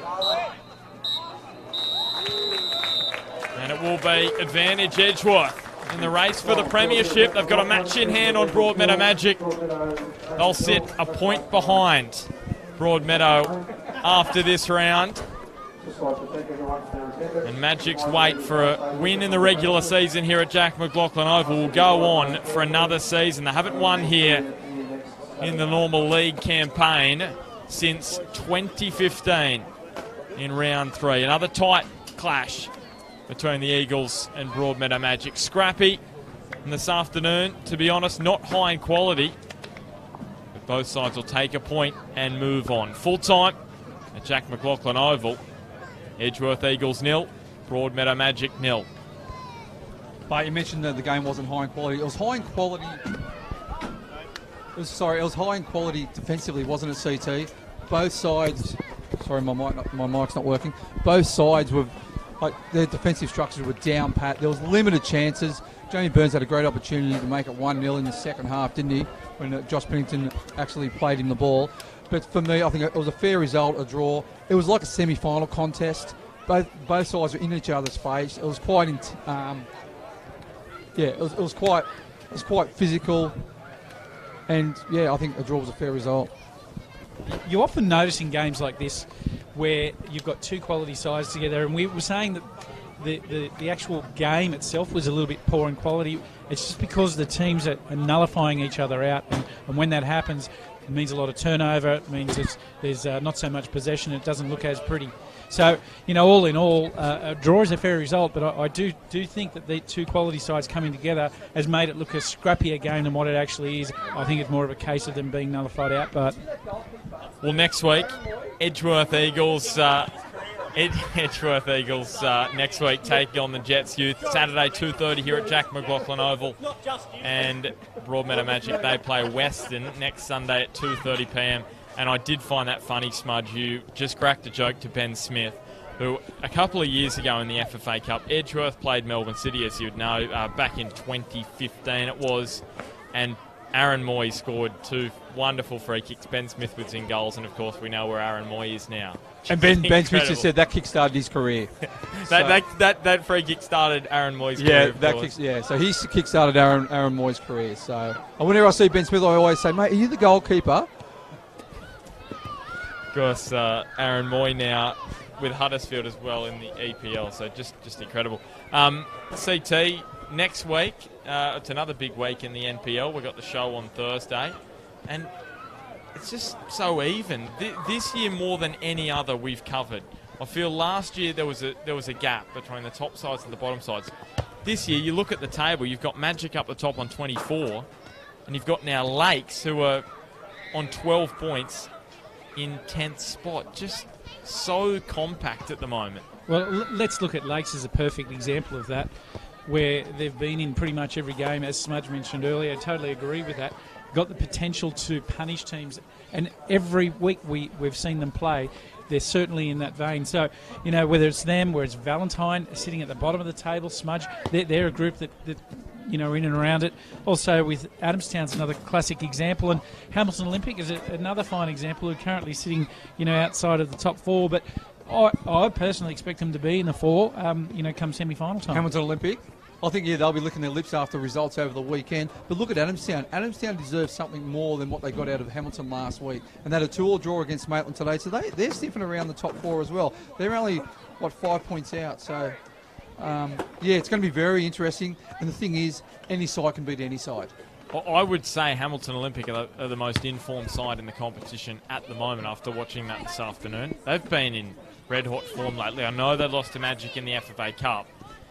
The only thing that is going to hurt Olympic is the loss of Simon Mooney in that front third. But they've got Jed Hornery there. So Olympic are looking strong. They could... I think they could push for the premiership. I know they've been off the pace at the start of the year, but a few wins, a few slip-ups from the top sides as we've seen, and could turn around quickly. So with their game off today, I think a couple of them might have been just out for a little while last night, and Damien Smith's Smudge has had a couple of visitors to his garage door, and so I received a photograph.